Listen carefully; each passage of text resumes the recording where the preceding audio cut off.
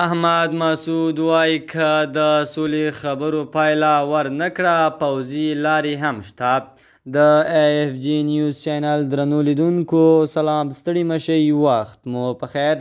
پام راګرځوم د دې ساعت تازه او مهم خبر ته، او په سر کې یادونه کوم ملګرو که مو چینل نوي سبسکرایب کړی د تازه او مهمو خبرونو لپاره در سره AFG نیوز چینل په درنښت سره سبسکرایب کړئ.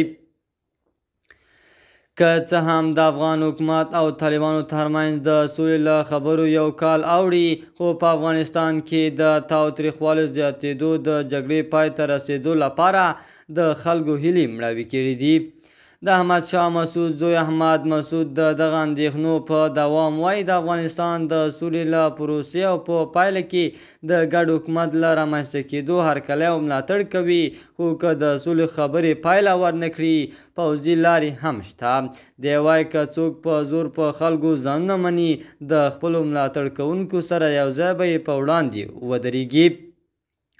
ښاغلی احمد مسعود د چهارشنبې په ورځ په یوه غونډه کې وویل په داسې حال کې چې د ښکېلو اړخونو لیدلوري پوځي حل لارې وي، نو موږ هم د مجاهدینو په ګډون او له مجاهدینو سره په مشوره او د افغانستان د مسلمان ملت په ملاتړ د افغان علماو تر لارښوونو لاندې د یو واقعي اسلامي او شرعي نظام د راوستلو په هدف چې د شهیدانو مجاهدینو غوښتنه وه خپله پرېکړه به وکړو انشاءالله.